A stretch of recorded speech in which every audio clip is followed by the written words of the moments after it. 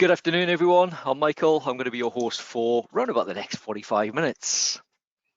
So welcome along. We're looking at this particular session. It comes on the back of when we run management reports and also year-end sessions. So a lot of people ask us about, I haven't run my year-end yet. Can I run a report for this period? Can I run it for that period? Or maybe even looking back. So that's what we're going to try and look at today, the various options that you've got available.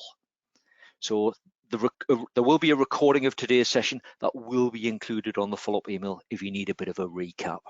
So you're with me for about next 45 minutes. We're joined today by Abby, Jackie and Tina, who will be on hand to answer any questions you might have. And speaking of which, just a little bit of housekeeping just before we do get going. So if you are fairly new to webinars, just again to remind you, or if you're brand new, just to let you know what's going to be happening. Obviously, I'll be sharing my screen. You should be able to hear me. You'll see what's happening. I'm going to be running through some live demonstrations with you all today. If you've got a microphone and you've enabled it, you'll just find that you're muted automatically. So if you do have any questions for us today, then you will need to type them into the questions panel. To access that, you just click your little icon on your toolbar on the right there, the one that looks like the speech bubble. Give it a click, it'll expand, you'll get the box in the bottom right hand corner of your screen, and then you can start typing any comments or your questions. So quite a few reports to look at today, obviously around the theme of your management reports, but there's quite a few options for you. But keep your questions coming. We'll try and answer as many as we can. I'll maybe run a few extra demos here and there, time permitting. But remember, you will get that recording on the follow-up email afterwards. If anyone wants a copy of today's slides, you can download those as well. However, the detailed information about what we're covering today, sort of the step-by-step guides and the specific information about each of the reports we're looking at, you will find that available from our help center. Right, okay, so let's have a look at what we're going to be covering. So we're going to start with a little bit of background as to what I'm covering today. As I say, it's almost an extension of what we've covered previously when we've looked at management reports. So when we run the management report session, we specifically look at the current financial year. But again, we get loads of questions on the back of that, running it for different periods. So that's why we're here today.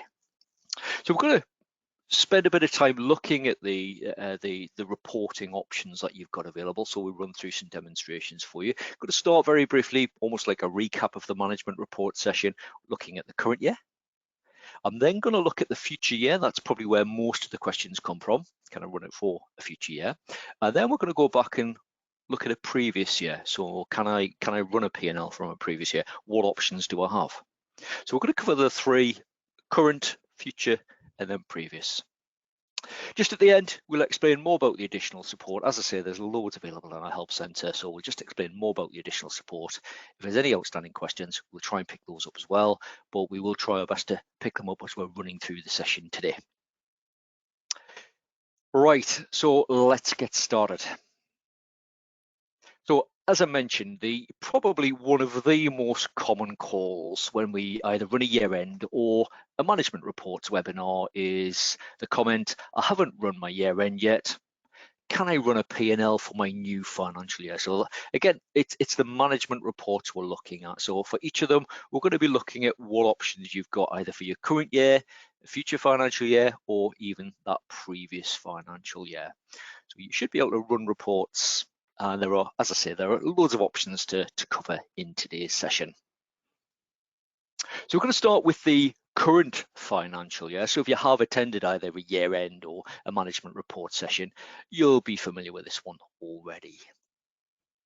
Now you've got two main options, or a number of options. One standard option when it comes to running your management reports for the current financial year, and that's just within the nominal codes area. You've got the icons on your toolbar at the top, the trial balance, the profit and loss, and the balance sheet. So I'll put a number of tips on there as well, but let me quickly show you those ones. So I'll just share my screen. We'll get stuck into a demonstration. Now this set of data I'm using, it's still quite a small set of data. There's only just over 3,500 transactions on this one, but as you can see on the status bar along the bottom right hand corner there, the financial year starts January 2023. So it's running from January 2023 to December 2023 on this set of data that I'm using today. Now, the key standard management reports you'll find within nominal codes, and you've got your trial balance, profit and loss, and balance sheet. So if you're looking at your current financial year, these are nice and easy. Obviously you'll click the option and you'll say, right, within my current financial year, which calendar year do you want to run that up to? So for instance, on the drop down, it obviously these management reports, they work around the what we term the monthly nominal balances. So we just choose when we want to run that up to. So in this case, I can choose, say, month 12, which is up to and including the end of December 2023. I can OK that, and it'll preview the report for you. So you shouldn't really have any difficulty getting at those key management reports for the current year. Similar for things like your profit and loss. If I just preview that, a little bit different on the criteria. It will ask you when you want to run it from and to. So if I just say, right, I want to run it from April to, let's say, the end of the financial year, I can do that. And obviously, with things like the chart of the profit and loss and the balance sheet, you do get a chart of accounts option as well. So we'll just choose that period. Again, I'm not going to go into detail as to how the period calculates and the year-to-date calculates. That's something that we cover for the current financial year in that management report session. So if you haven't had a chance to attend that one or watch the recording, do check it out. The link will be included if you've downloaded the handouts.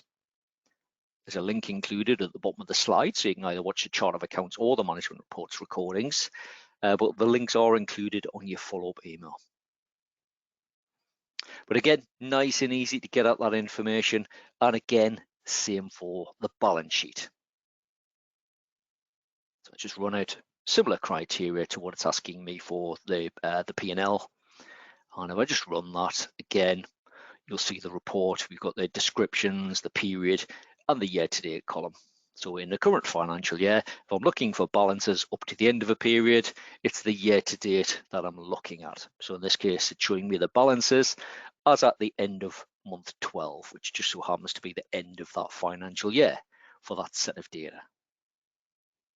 Now, a good little tip is when you come to the likes of a period end or a year end, save a PDF copy of your reports.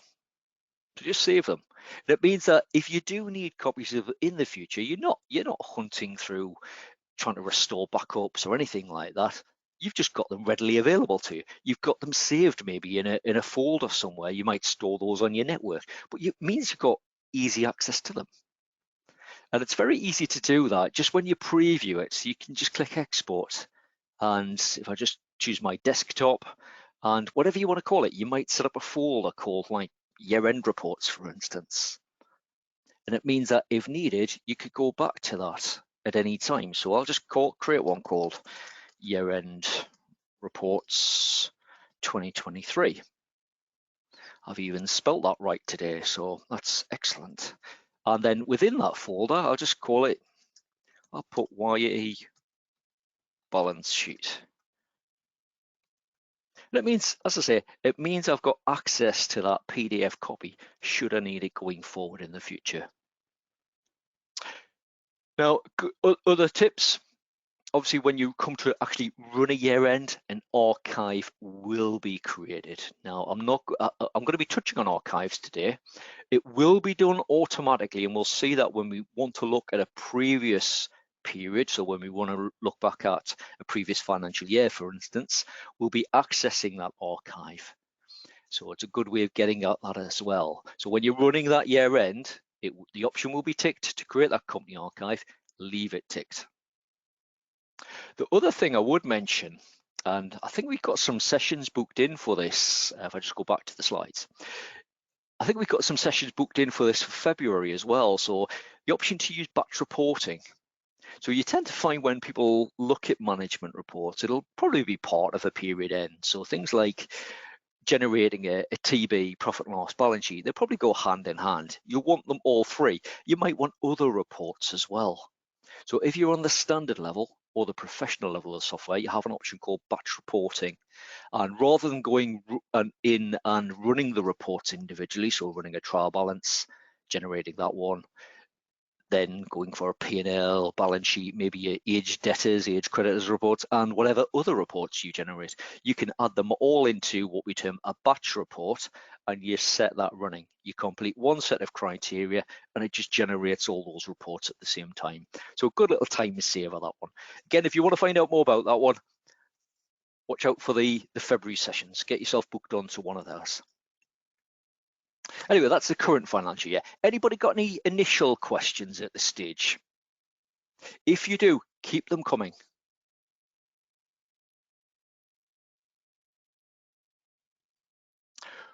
Right, let's quickly pop back to the slides. Oh, we're still on the slides. So we're now going to look at a future financial year. So again, just going back to that common support query, and that query you'll have probably seen, and if you've attended one of our year-end sessions, we'll have probably mentioned, and it's the common one. I haven't run my year-end yet. Can I run a P&L for my new financial year? I want to see what the total sales are for my new financial year. Now, you've got a couple of options. All levels of the software have access to the standard reports that we just looked at. So, for instance, a profit and loss. We'll look at that one first in just a second. We can specify the period future to future. So we're looking for balances that have been posted to our profit and loss nominal code beyond the end of our financial year, and that's all we want to pick up. So we can do that. We've also got, if you're on the standard or professional level, so you don't get this option on the essentials level of the software, but if you're on standard or professional, you've also got the transactional management reports available to you. So for instance, with those reports, you can run one of your management reports really for whatever period you want. So again, it gives you that flexibility. Even in your current financial year with the transactional management reports, you could run it from, say, the 10th of October to the 23rd of December. You can do that. You can actually get it to straddle a year-end date if you want to. So they are very flexible. But again, must stress that one, they're only available, those transactional reports, within standard or the professional level. Anyway, back to my screen, and we'll start first of all with the standard reports. So I just want to concentrate on our P&L at this point. So let's say I want to look for profit and loss. I want to run it for beyond my year-end date. So we've already gone beyond that on this set of data. So year-end on this set of data was December 2023. I've continued to enter transactions just as normal. We always advise that. Just continue as normal. You go back to run your year-end as and when you're ready. So let's say I want a P&L for my 2024 financial year. Now, when you enter transactions into what will be a new financial year, so let me just give an example. If I go into, let's say, customers, and I'll do a batch invoice, I'll just choose that first customer. And let's say we're in the month of February. So we'll just choose the 2nd of Feb. I do get that message. So you're going to get that message all the time unless you tick that box, pause this message for the financial year. So if you don't want to get that message and think, oh, I've got to click OK every time, tick the box. So I'm going to tick it, OK that. So I've put a date in for 2nd of Feb. I'll pop a reference in there, just 1, 2, 3. I'll do it to my sales nominal code. I'll just say sales in the details, and we'll do, let's say, £2,000. And we'll include VAT as well. So I just continue entering my transactions as normal. When I'm ready, whenever that is, whether it's in a month's time, 2 months, 4 months, 8 months, even beyond going into 2025. As and when I'm ready, I then come back to run the relevant year end. But those transactions, as I enter those, the balances will build up against what we term the nominal monthly balances. So if I go into a blank record, and let's just access the 4,000 nominal code. So in my actuals column, so these are the monthly balances. Obviously, I've got brought forward, and then I've got the months of my financial year. So remember, I'm in the 2023 financial year. So I've got January through to December in my case. And then I've got this future bucket, or this future monthly balance. So whenever I enter transactions and post them to this nominal code, if I date that beyond the end of the current financial year, it would feed into this. So it's currently showing us 12,000. Let's quickly enter another transaction. So this time let's do a bank receipt just to keep it nice and simple. I'll use today's date, and I'll make sure I put it against nominal 4,000, just so we can see it impacts on that one. I'll call it services this time, and let's say it's 575. And I'll just again save that. You notice this time when I saved it, because I ticked that message before, I didn't get that warning. So again, if you think it's getting annoying for you, tick that little box on the warning when it pops up. Right, back to nominal codes. We'll go into nominal 4,000, and you can see in the what we term the future balance, it's added that 575 onto the 12,000 that was already there. So we got this monthly balance. Now this is just, it's not splitting it into individual months at this stage. It's just adding everything together that is posted to this nominal code that is dated beyond the end of your current financial year. Now that means you can actually run reports based on that figure. So let's say I want a P&L for what will be my new financial year. I can just use the standard P&L report. It's a nice, easy one to use.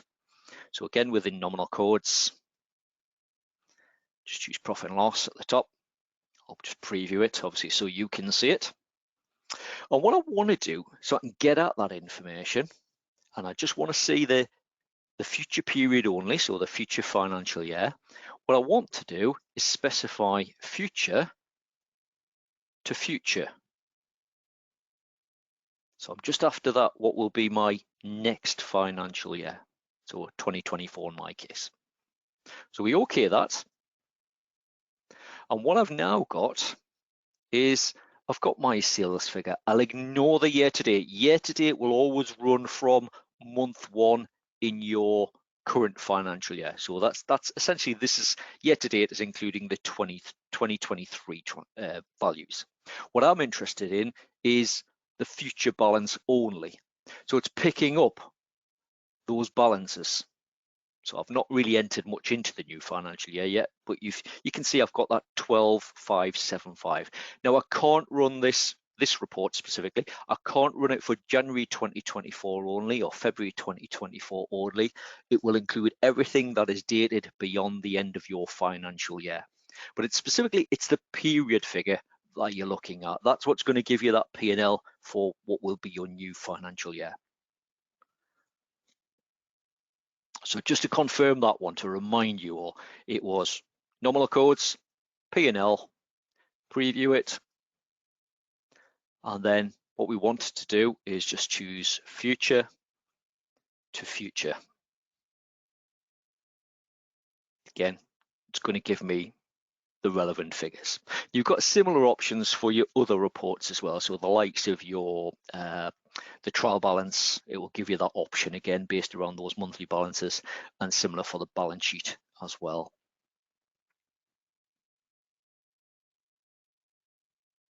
Again, any questions on that one at that point?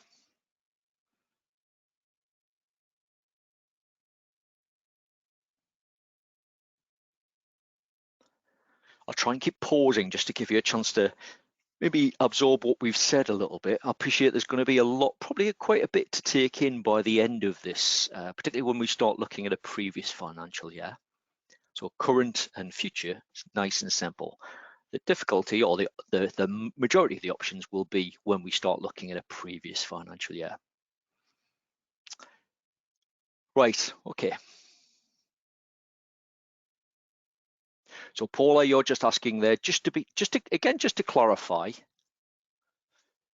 when we're running a P&L, so when we're running that P&L, and I'll just preview it, and again, I'm going to choose future to future.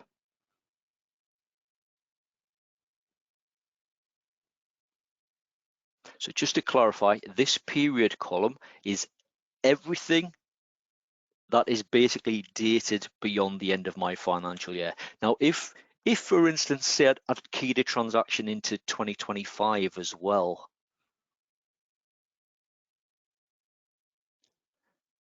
it would include that in that figure as well. So it's everything. So that, in this case, it was the January and the February. So it's just everything beyond the end of your financial year is included in that figure for this report.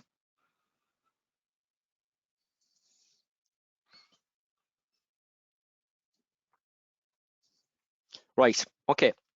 Next, we're going to move on to what we term the transactional management reports. Now, I mentioned this one when we had them on the slide a little bit earlier, that these are only available if you're on the standard or the professional level of the software. Now, we access them still within nominal codes. We go into reports. You've got a balance sheet folder. You can see there's one called transactional balance sheet. You've got a trial balance folder. Again, there's that one called transactional trial balance. And just for simplicity, I'll just concentrate on the P&L. So within the profit and loss folder, we've got that one there, the transactional profit and loss.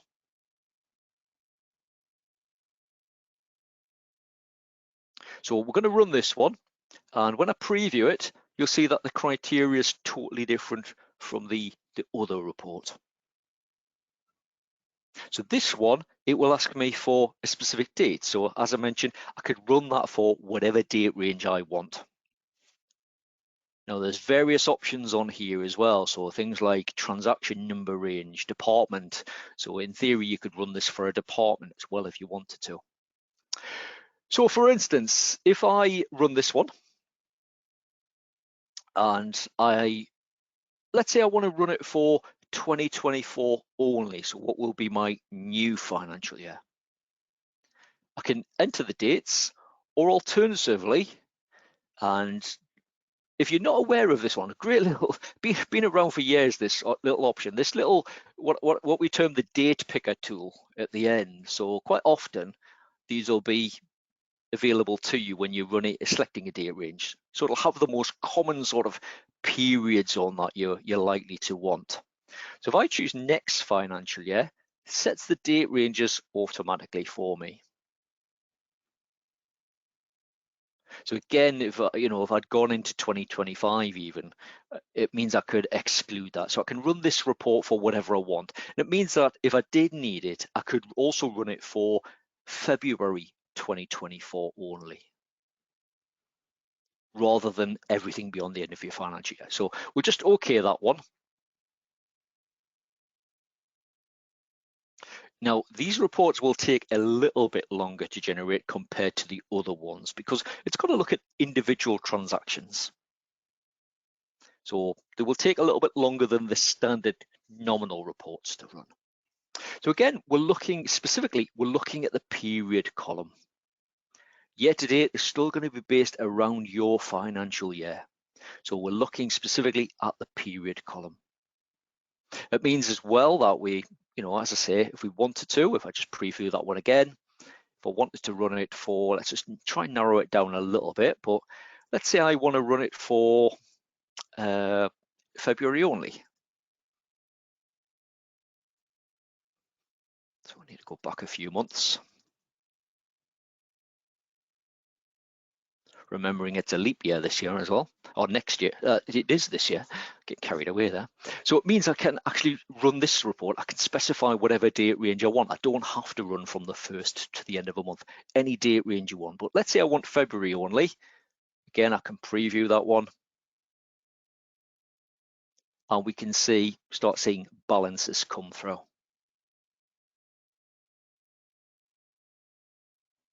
So just to confirm how you got to those transactional reports, great article in our help center on your transactional management reports as well, by the way. So into nominal codes, into reports, and then choose the relevant one you're after. So P&L in this case, and then specifically it's this one, transactional profit and loss. Run that one, specify your criteria, so essentially whatever date range you're after, and then just okay that. And then you're looking specifically at the period column.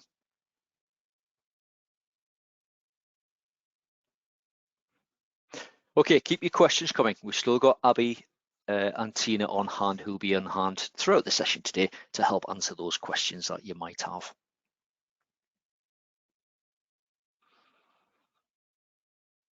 Right, let's quickly pop back to the slides.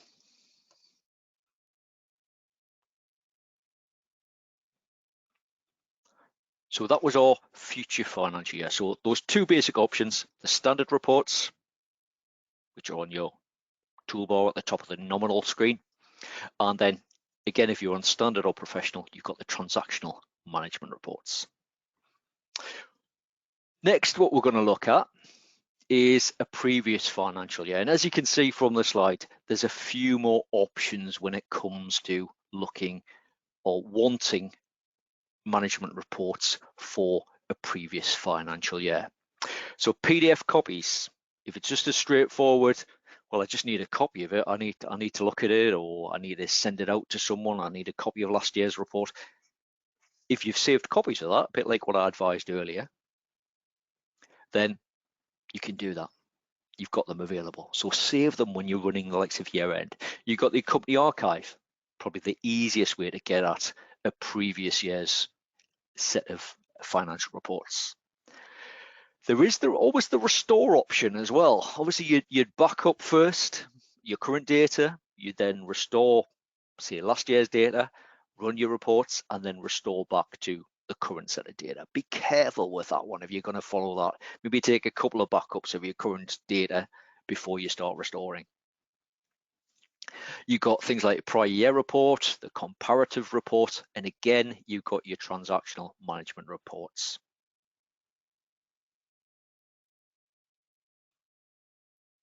Right, let's start having a look at some of these options.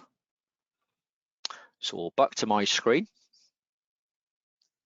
Now, what I'm going to do on this set of data, I'm going to run a year end on it. Now, if you've never seen a year end before, this is going to be a bit of a whirlwind tour of running a year end. So let me just make sure I've got no archives, first of all, in the background before I do that. So I'm going to get rid of some of these. I'll just quickly delete them. Then we're going to run a year end so I can create a brand new one. Right. So we're going to quickly run a year end just so you can see quickly what that looks like. So period end, year end. I'm going to leave, this is the one I mentioned earlier, leave this ticked when you run a year end, so to create an archive. I'm going to ignore all of the other options. I just want to basically run the year end to advance my financial year.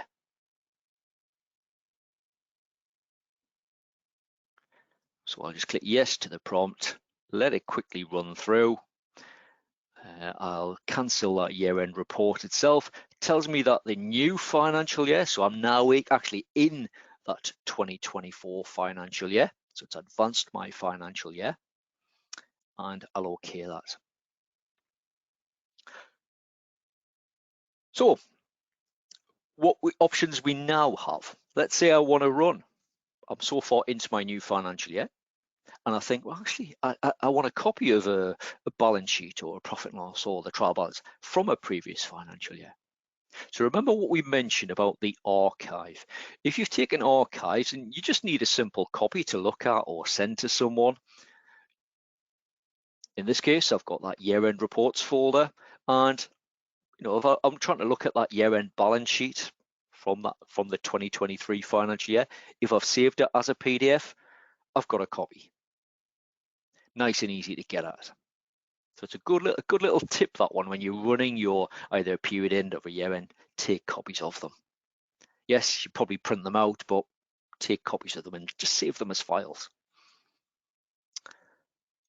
Now, that's not the only option that you have available to you.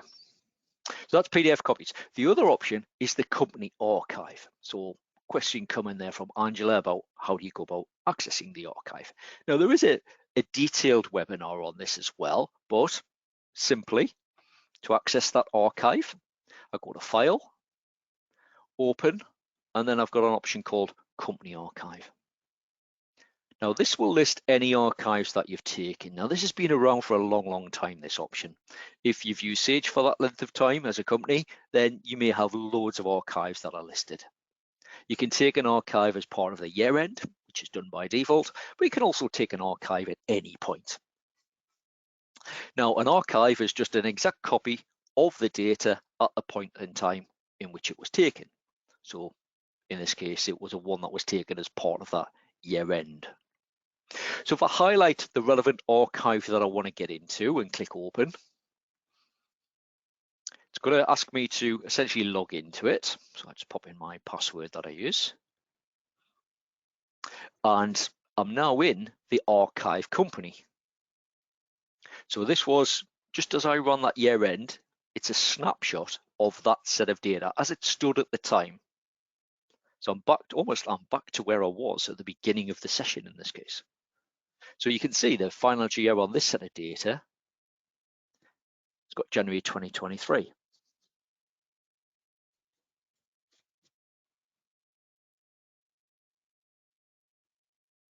So what this means is, let's say, obviously I'm now in that 2024 financial year, but let's say I want to run a report as at the year end or even partway through that financial year. But go into nominal codes, I can choose the likes of a profit and loss. And again, if I just preview it, and again, it gives me the options for my 2023 financial year. So let's say I wanted it for that full financial year. I'll just OK that. And we're back to where we were at the beginning. So that year-to-date figure, that's the one I'd be after. Now an archive, just to again quickly summarize that one while we're looking at it, it is just a copy of whatever was entered at that time. So remember those transactions, the additional transactions that I entered at the time. So the extra invoice that I entered, the extra bank receipt that I entered for the sale of 575. That's saved as well. It is an exact copy of your data as it was as at that point in time. A couple of questions coming through there as well about where the archive is actually saved. So the archive itself is saved on the path of wherever your company data is held. So if let's say I'm based in an office and let's say my Sage data is held on a network, on a server, then the archive company would also be held on that path. It would only be held on your local PC if that's where your accounting data is held. It's nothing to do with where you've got the software installed to. It's all to do with where your data is located. Now, the little spanner in the works with that one is if you use remote data access, but I don't want to go into that one. So it should be saved. It'll automatically save onto the path where your data is held. So hopefully that answers those couple of questions that have come through there. So we've looked at PDF copies. We've quickly looked at the company archive. Now I'm still in that company archive. Let's say I want to get back to my live company. Then all I'll do is I will go to File, Open, Company Data. Again, it will just prompt me to log back into that live company. Doesn't mention archive at the top. This is my live company, and we can see on the status bar that I'm back to being in the 2024 financial year. So we've covered PDFs. We've looked at quickly the archive. I mentioned earlier about the restore option. I would probably always say that's your last resort as far as accessing last year's data. So PDF, company archive probably being the recommended option. So You do have the restore option as a last resort. If you need some assistance with that one, I would maybe speak to our support team about that. And they can help guide you through it, just to help cover your back and make sure that you've still got your live data as it stands at the minute before you start searching for reports. Now, let's say you want to look back at when I'm in 2024. Let's say I want to have a quick look at what the profit and loss figures were at the time in my previous financial year, so the 2023 financial year in this case. If I go into nominal codes and let's just say I run a profit and loss. Now, when I preview that one, there is an option on the drop down to choose brought forward. Now, the problem with choosing brought forward, if I just choose brought forward, is that it's not going to show you anything. And that's because when you run a year end, all of your year-end balances are cleared down. So on your P&L, you wouldn't expect to have any brought forward balances on your profit and loss nominal codes. So you need to look at other options. Now, a couple of options here, I'll quickly cover these ones, is your comparative P&L and your prior year reports. Let's start with the prior year report. So I'll just preview it. And what I'm going to do is, if I want let's say I want the P&L for, let's say the full previous financial year, then what I do is I specify the equivalent period in the current year. So we'll just OK that. So we're looking for the full 12-month period. Now, this is even tiny on my screen, so bear with me. I'll try and zoom in, so hopefully you can see that a little bit clearer.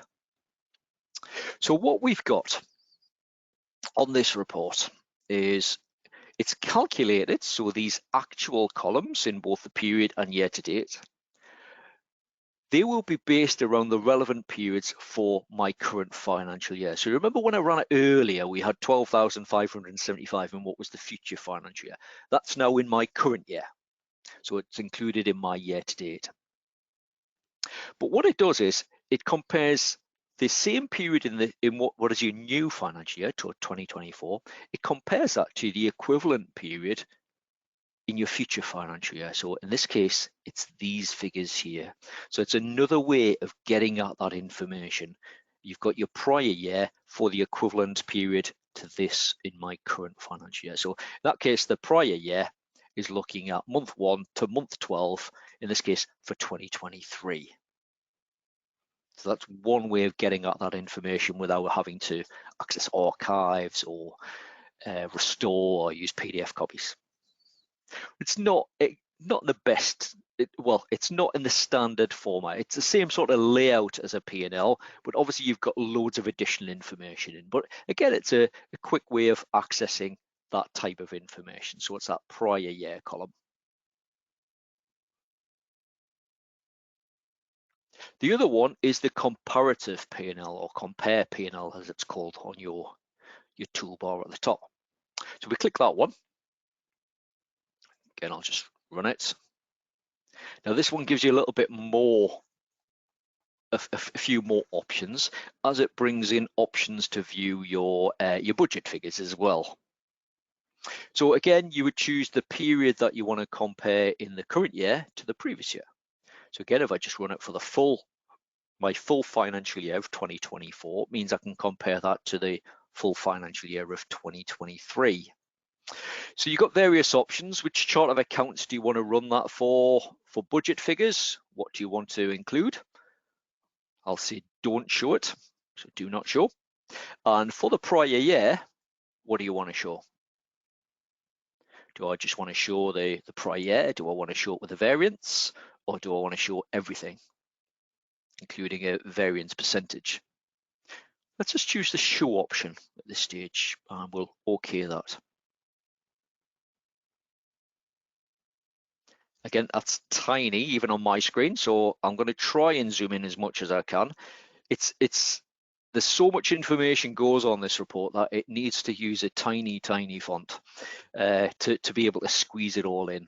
So again, if I scroll down so we can see the likes of our product sales as an example, so actual year to date It's picking up that £12,575 and it's showing me the equivalent balance for the relevant period from the previous financial year. So again, if it's just for reference purposes, you want to see that, then you've got that available to you.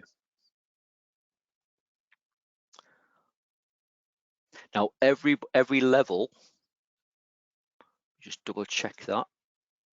Yep, every level of the software will have the compare P&L and the prior year option as well. So it doesn't matter whether you're on Essentials, Standard, or the Professional Edition, you will have that compare and that prior year. Now, the final option that I want to cover with you in this afternoon session is, again, going back to the Transactional Management Reports option. Now, remember, that's only available if you're on Standard or Professional. So, within the nominal codes window, we're going to go into, actually, what I need to do, I need to do one check beforehand. What I need to do, I need to pop into Transactions, and I need to find my ledger year-end postings. So in this case, I can see them there because I've just done it. If you can't see yours, just maybe at the top, just type ledger as an example, click search. And if we scroll down, chances are the last sort of section of journals that you'll find will be your ledger and year-end postings for that financial year. So I want to find the ones that are dated as at the end of that financial year. So what I'll do is I'll just scroll up till I find the first one. So you can see the date change there. So this is the one here. Make a note of your number. So 3645 in my case. So when do your ledger year-end transactions actually start? So that was just into transactions and I typed in ledger at the top, click the search. Let me just get rid of that. Just reset my list. Right, now armed with that, if we go back to nominal codes and then reports, and choose profit and loss, choose the transactional profit and loss. I'm just going to preview it. So what I want to do is I want to run that profit and loss for the last financial year. Now in that financial year, because we run a year end, what it's done, it's posted some journals, and those journals will be dated on the last day of the financial year. So what I want to do is I want to exclude those. So I want to run the report, and I want to essentially exclude it. So I want to say, right, I want to run this report for this date range, but I only want to include transactions up to and including 3644, which is one before the ledger year-end postings. So from number 1 to 3644, and obviously for your previous financial year. If I OK that, again, you may find on yours, it takes a little while to generate those figures. So if we look at that, we've now got that period. So this is the previous financial year. That's what it would have looked like for the relevant period that I've specified.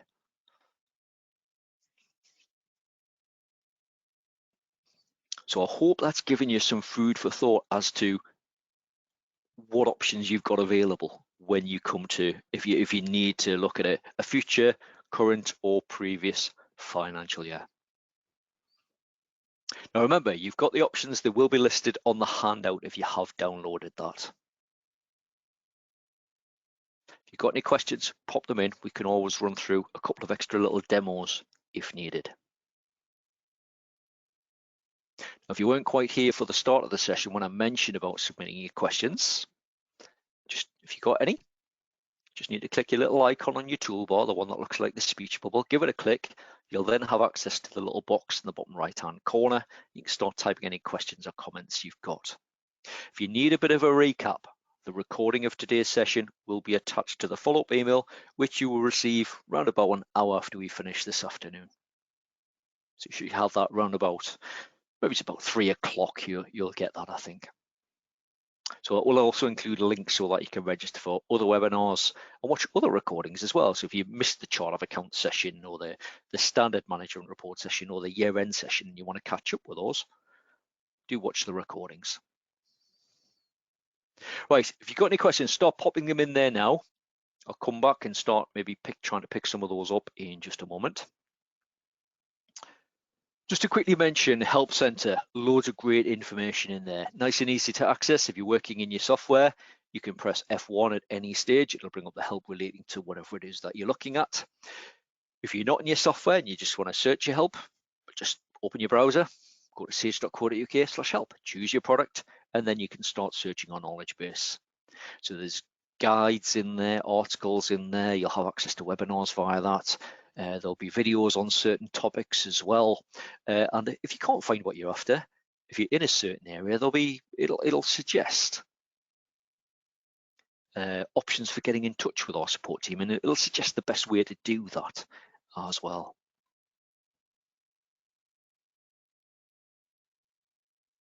So do use that. It's a great resource. Upcoming webinars. Well, we've got loads of sessions relating to year-end booked in for February. So year-end itself, company archives, as I mentioned, we touched on that one a little bit, batch reporting we mentioned, and also clearing records as well. So if you're looking to maybe have a bit of a clear out of old records that you no longer use, you no longer need, maybe products that you no longer sell, customers that you no longer trade with, you might be looking to have a bit of a clear out. So if you are interested, get yourself signed up for those. Link will be included on the follow-up email. Again, those recordings, chart of accounts, management reports, they'll give you a much better insight into your accounts and the way that your core accounts works if you've attended those as well. So if you really struggled with today's content and you need a bit of a recap, watch those recordings. Right. Just going to spend a minute to quickly mention a little bit about the Community Hub. I've got a little video which lasts about a minute, and then we'll come back to questions. Just going to set that playing, and then we'll come back to you live.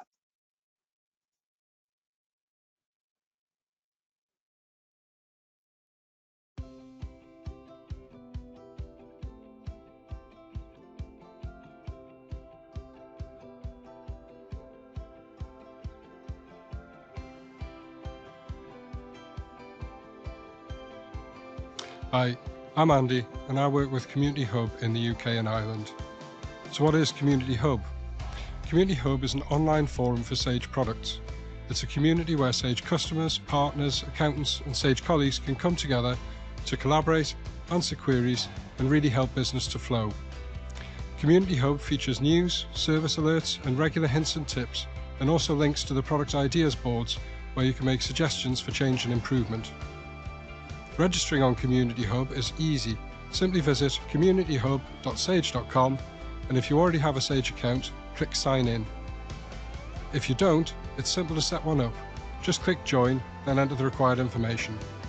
Once you've registered, you can complete your profile, join the groups that you're interested in, for example Sage 50 Accounts or Sage 50 Payroll, and then get posting. Feel free to ask questions, or if you can solve a problem, post a reply. And that's it. Welcome aboard. I look forward to reading your Community Hub posts.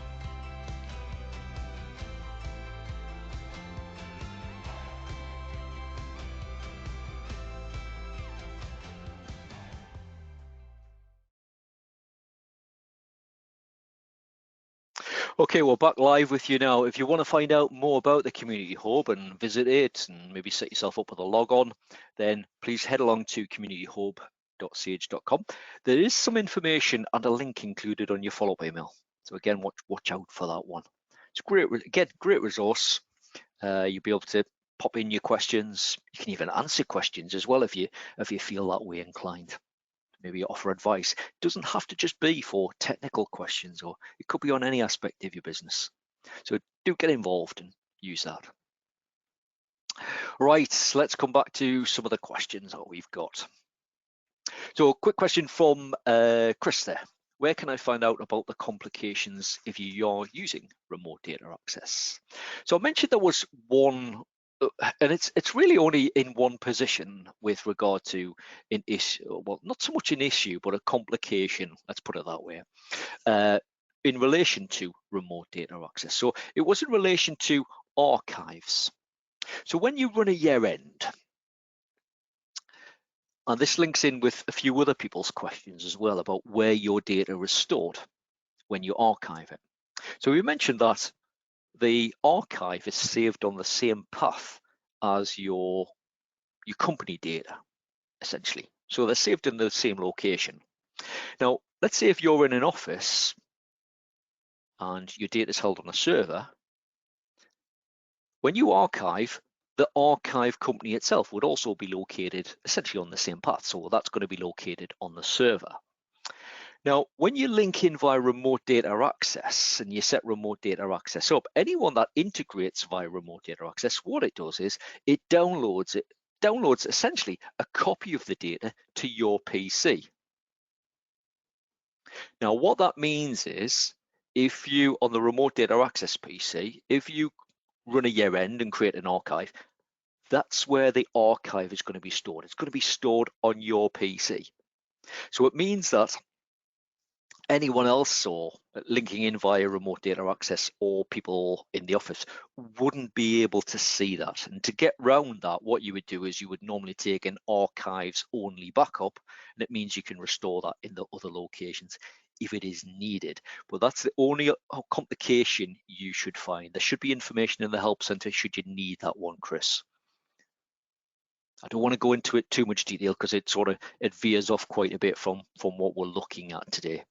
But that's essentially that's the, if anything, the one complication that you're going to find. It's to do with not being able to necessarily access archives from all PCs that are using Sage accounts.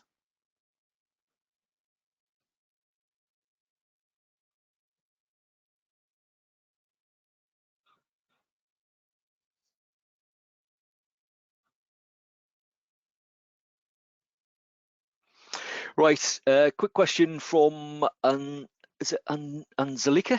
Hope I'm pronouncing your name right. It's in relation to the message that pops up. So remember that one I got earlier when I entered transactions to what will be my future financial year. So I entered a couple of transactions beyond the end of my financial year. So what I've got is if I go into settings and I go into company preferences and I click yes to that one, just okay that, pop my password in. If I go into the parameters tab, it's this option here.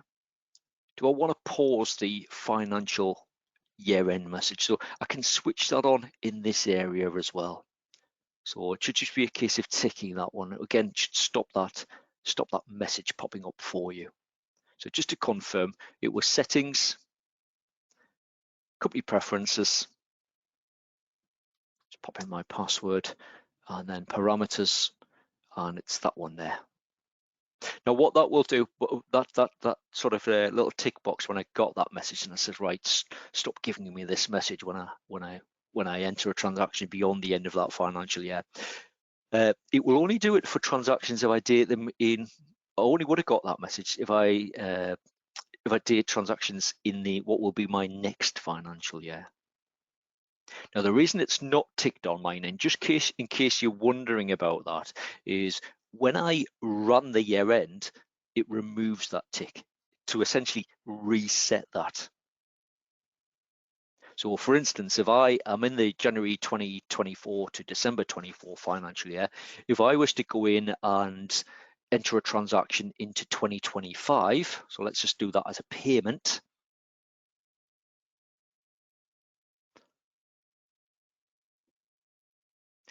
I'm now back to getting that message. So date entered is outside of the current financial year. So you can see I've got the option again. But when you run year end, if I was to tick that, I wouldn't get that message while I'm keying in transactions into 2025. But as soon as I run the year end, as at the end of 2024, it's going to reset that. So it's going to take the tick out. I hope that makes sense.